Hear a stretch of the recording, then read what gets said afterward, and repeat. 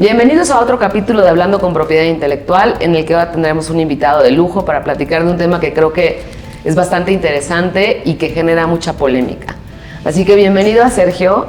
Artur, siempre un gusto. Muchas gracias. Y si me permiten nada más a manera de introducción, darles una muy breve semblanza de la carrera, muy resumida. La semblanza nos hizo favor, Sergio, darnos una semblanza muy resumida acerca de su trayectoria. Sergio es abogado de la Universidad de Anáhuac del Norte con una maestría en Administración Pública.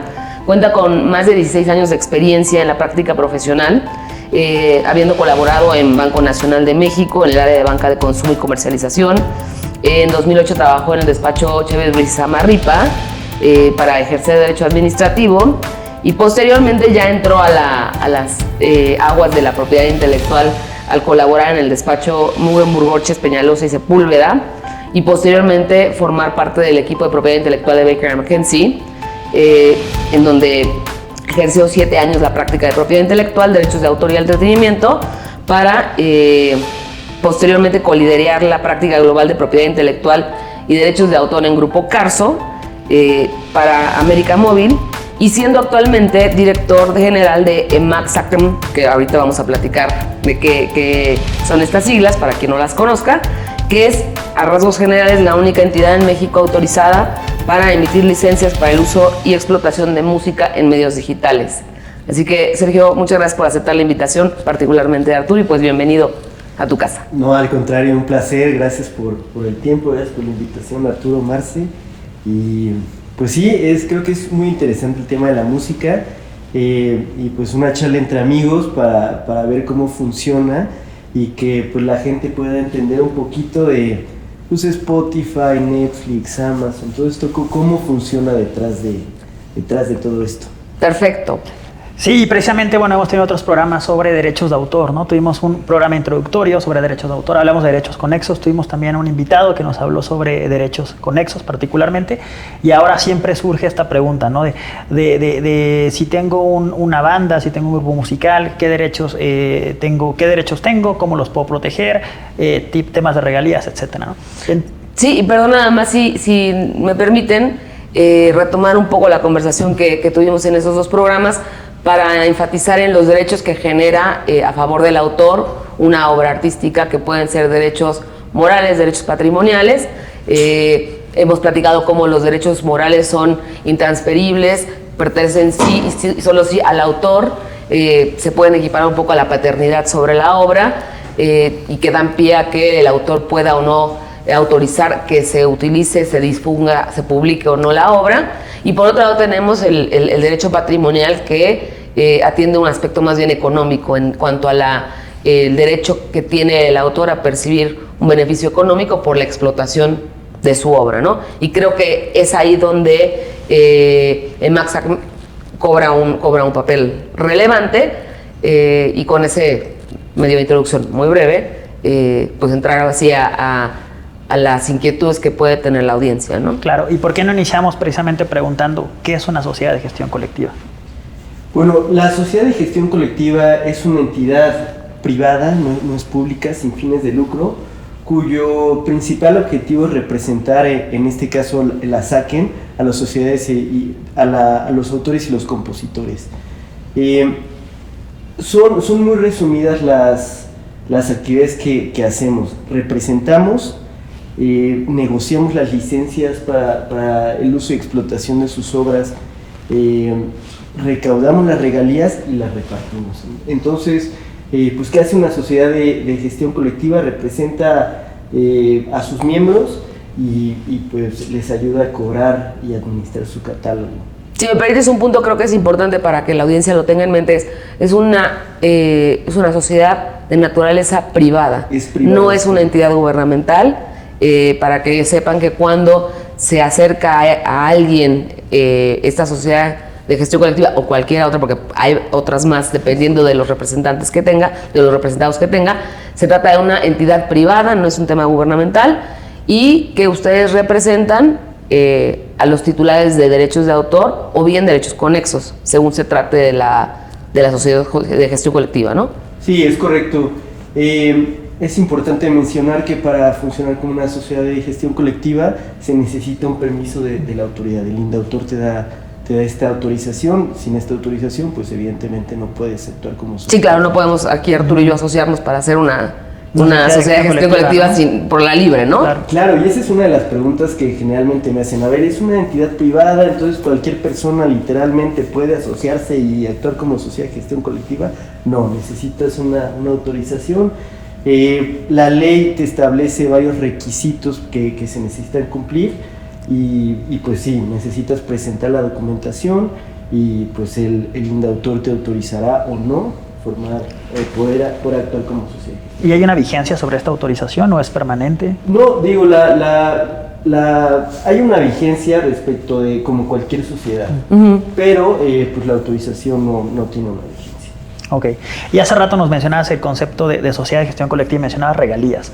¿Cómo podríamos dar una explicación de qué son las regalías? ¿En qué consisten? Las regalías es la contraprestación que merecen los titulares de los derechos por el uso o explotación de sus obras. Creo que en forma muy resumida y muy sencilla es el pago que la ley les da a ellos por la facultad de cobrar porque terceros utilicen sus obras.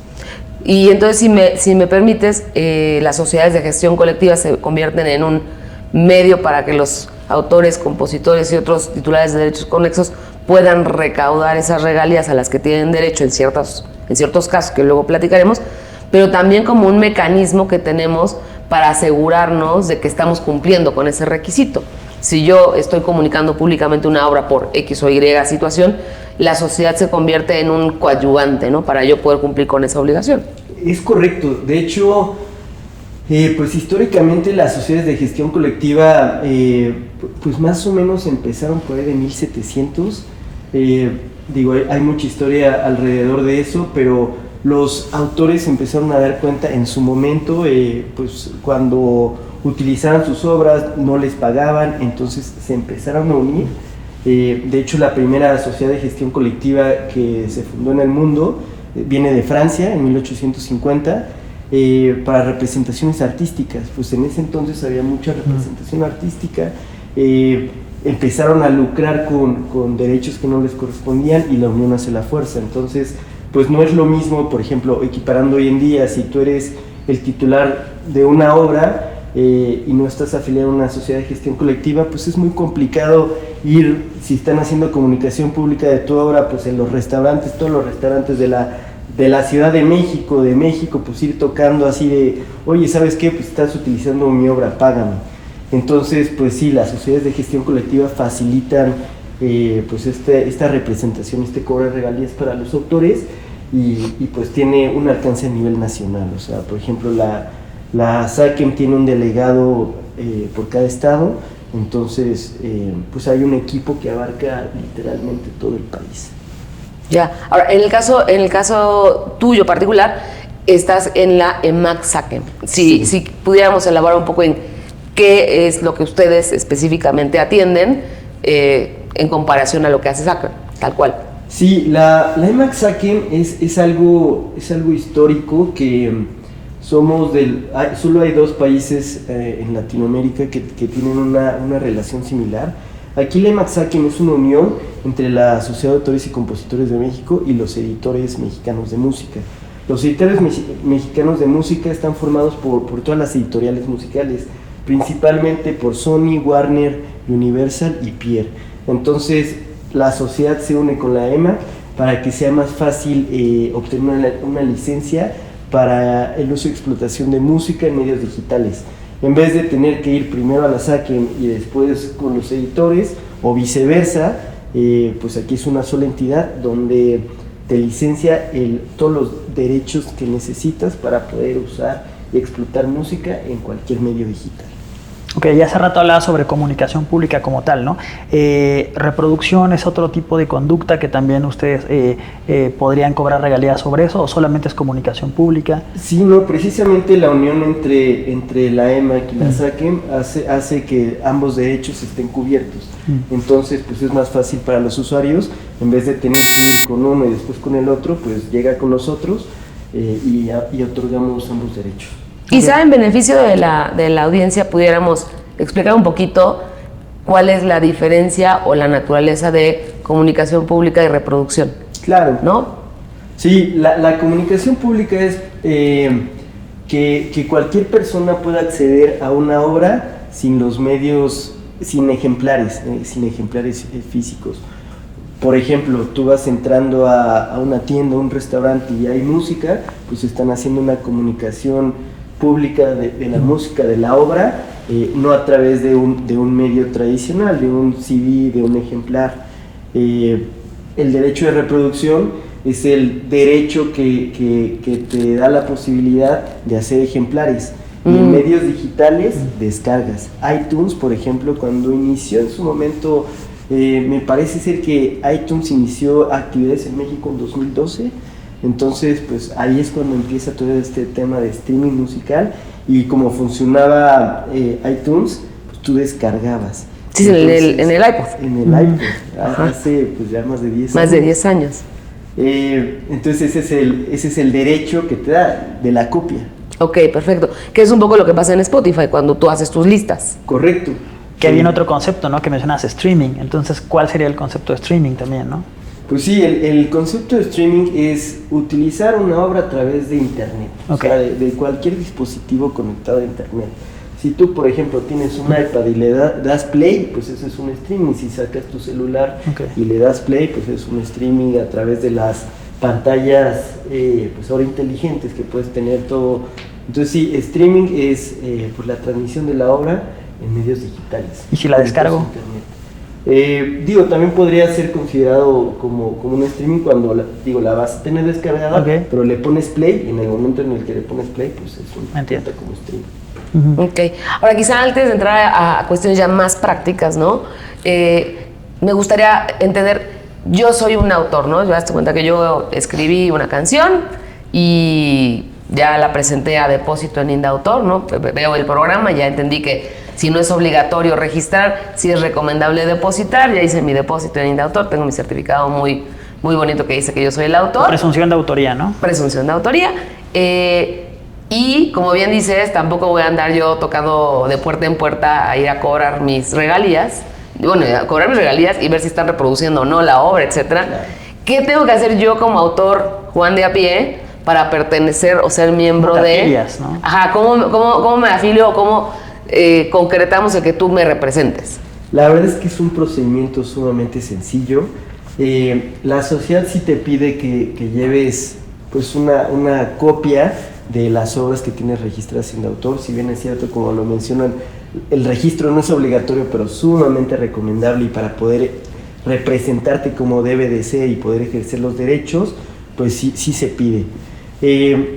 Sacas una cita en la sociedad, llevas tu documentación, acta de nacimiento, INE, las obras que tienes registrado, y posteriormente pues te van a pedir que firmes un poder. Para nosotros poder representarlos necesitamos un poder de pleitos y cobranzas. Entonces es un trámite súper sencillo, que en unas horas, literalmente en unas horas, como es por cita, todo es sumamente rápido. Te comunicas a la sociedad, en la página están ahí los teléfonos, te dan una cita, tú llegas con la documentación y tan. ¿Qué pasa si estamos hablando de un autor extranjero?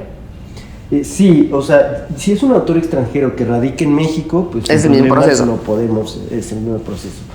Sin embargo, sí representamos todo el catálogo musical debido a que tenemos convenios de reciprocidad con otras sociedades hermanas. Entonces, lo que sucede, por ejemplo, si una canción de Alejandro Fernández le están tocando en España, pues la sociedad hermana en España cobra las regalías y nos las reporta a nosotros. Y nosotros ya y ustedes hacen lo mismo hacia el extranjero. Es correcto. Entonces, pues esa red de sociedades hermanas que tenemos alrededor del mundo hace que los los autores mexicanos estén representados en todo el mundo. A su vez, pues cada uno de los países que tiene un convenio de reciprocidad con nosotros, nosotros lo representamos. Es importante mencionar en este punto que hay una entidad que se llama la CISAC, que es la Confederación Internacional de Sociedades de Autores y Compositores, en donde pues representa a pues alrededor de 150 sociedades alrededor del mundo, y bueno, pues todas las sociedades tienen prácticas comunes, hay directrices para que pues la unión hace la fuerza, alrededor de todo el mundo pues seamos una misma, pues todo se fije en cuanto a parámetros similares, iguales en cuanto a tarifas, sí. En cuanto a formas de cobro y todo eso. Y hace rato mencionabas el mundo ideal donde el autor registra su obra, ¿no? Que como comentamos en otros programas no es necesario, ¿no? Pero ¿qué pasa con un autor que dice, bueno, no quiero invertir en registrar mi obra o simplemente no me interesa, pero quiero que me representes? ¿Podrías representarlo sin un registro de obra? Y en ese caso, ¿qué documentación podría ser suficiente? Para que seas miembro de la sociedad y te podamos representar, sí, evidentemente un requisito es que tengas registro. Ok, perfecto.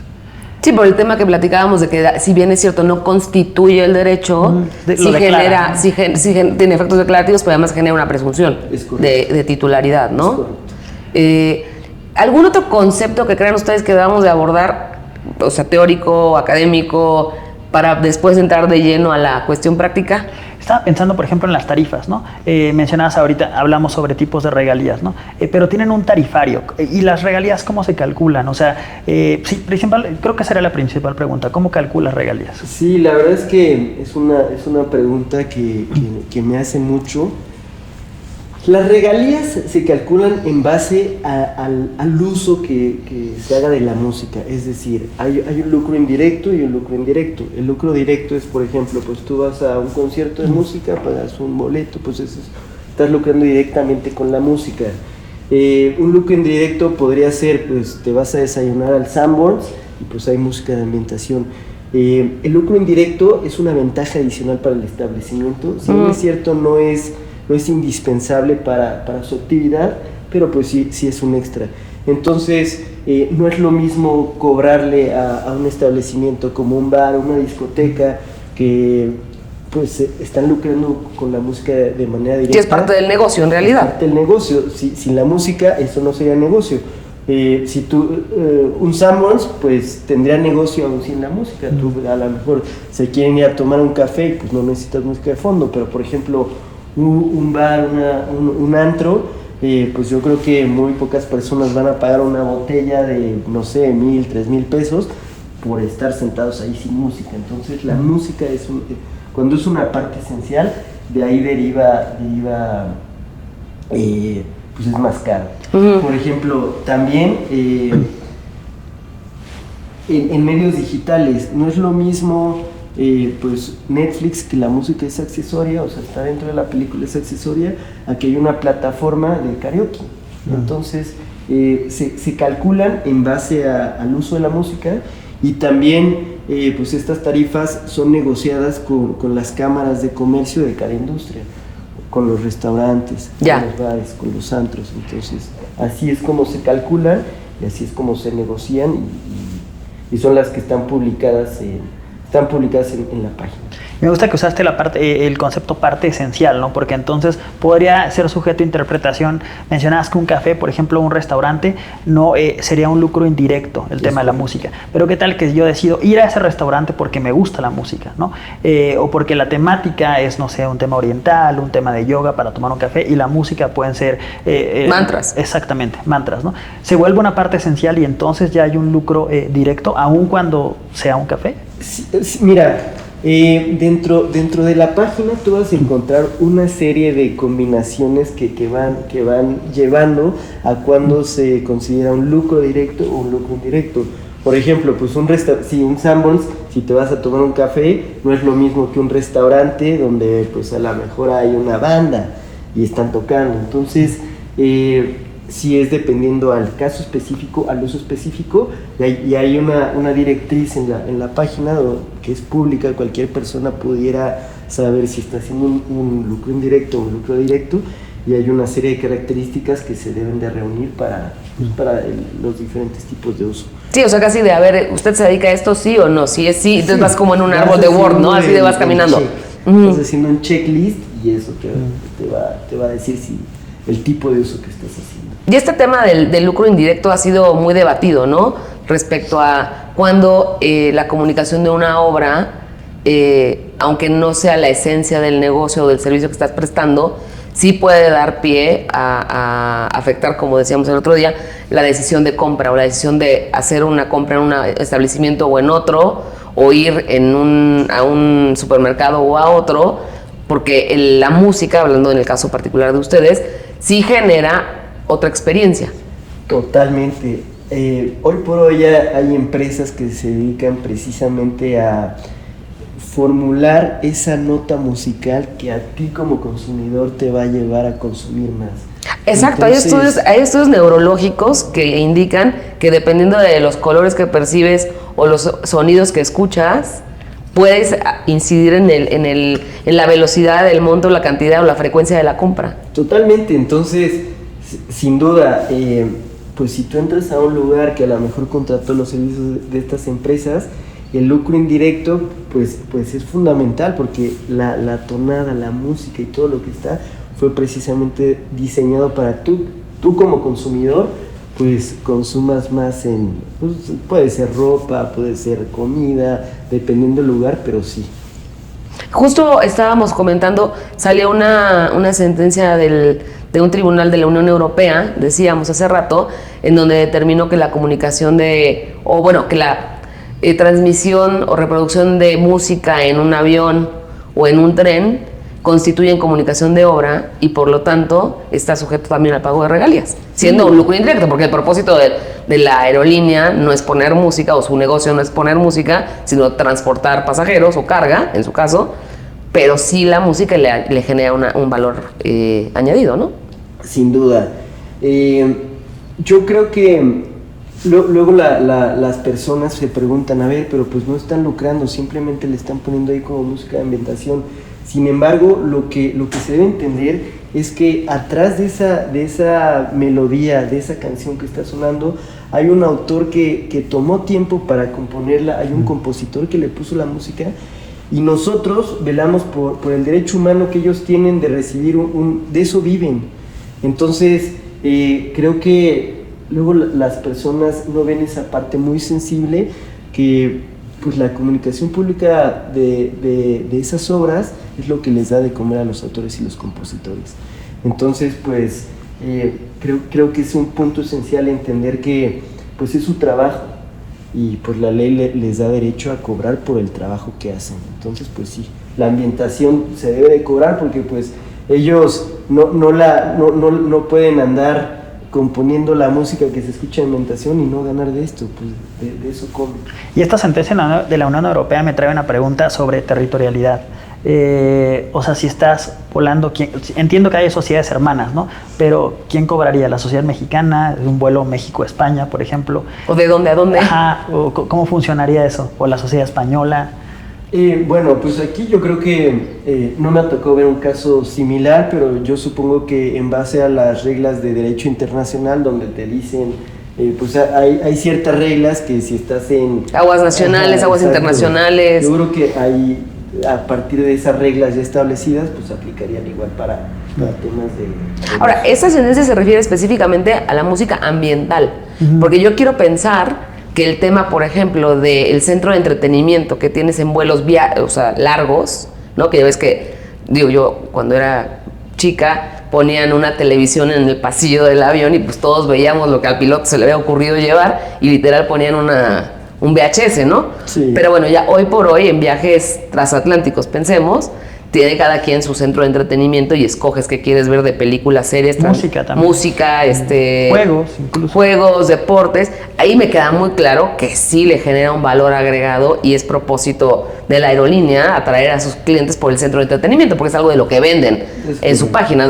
Oye, el vuelo de aquí a acá te cuesta tanto, pero nosotros te ofrecemos, así como te venden que te sirven una cerveza, ¿no? También te venden que tienes estas películas. Ahí yo creo que sí hay un lucro pues ya más evidente, ¿no? O sea, evidentemente no sería lo mismo hacer un vuelo de 10 horas, pues viendo cómo te entretienes esas 10 horas que antes lo hacíamos, ¿eh? O sea, antes pues te llevabas tu sudoku ahí o... Sí. Sí, no había otra, bueno, a ustedes no les tocó seguramente, pero hoy en día pensar en subirte al avión a verle la cara a tu acompañante, por muy bien que te caiga. 10 horas aparte, ¿no? 10 horas, pues no está tan sencillo, ¿no? El centro de entretenimiento se agradece. Sí. Y creo que mejor, antes de empezar como en el caso práctico, porque ya aquí la producción nos estaba echando ojos, valdría la pena abordar cualquier otro concepto teórico que pudiéramos explicar en este capítulo, y el siguiente capítulo lo hacemos ya de cuestiones prácticas. Yo iba a hacer una pregunta sobre eso. Entiendo que su sociedad representa a los autores, pero ¿los intérpretes también, ejecutantes, o hay una sociedad distinta? No, la ley aquí en México te establece que las sociedades de gestión colectiva deben ser por cada rama. Nosotros representamos a los autores y los compositores, hay otra sociedad que representa a los intérpretes, hay otra sociedad que representa a los productores de fonogramas, entonces... Sí, son especializadas. Y hablaremos de eso en el caso práctico, ¿no? Pero como adelanto, ¿cuántas sociedades hay aproximadamente de gestión colectiva en México? No tengo un número. Un aproximado. Yo creo que menos de 10. Ok, entiendo. Sí, pero que son 10 sociedades que debemos tener en mente. Sobre todo, ¿por qué? Porque en el segundo capítulo nos gustaría abordar este tema desde una óptica práctica. Yo soy un emprendedor que quiero incursionar en la cocina, y entonces quiero poner un restaurante, o quiero poner hoy que están muy de moda, un bar de uñas o de secado de pelo, etcétera. Y tengo en mente muchas cosas, empezando por las licencias de, no sé, si funcionamiento, bomberos, etcétera, pero probablemente el tema de la música que quiero poner no pasa por aquí, simplemente, y vamos a dejarlo ahí, porque yo pago mi membresía de Spotify, Amazon Music, iTunes, iTunes no, Apple, ¿no? Apple Music. Sí. Pero no, contrario a esto, hay un tema que tiene que observar este emprendedor. ¿Para qué? Para no incurrir en violaciones a derechos de propiedad intelectual, específicamente de derechos de autor, intérpretes, ejecutantes y otros conexos. Y los convenios que verían, bueno, supongo que existen, ¿no? Exactamente. Entonces, pues la idea es hacer realidad de la siguiente porción de esta plática, en donde abordemos temas como más prácticos para la audiencia. ¿De acuerdo? Perfecto. Muchas gracias.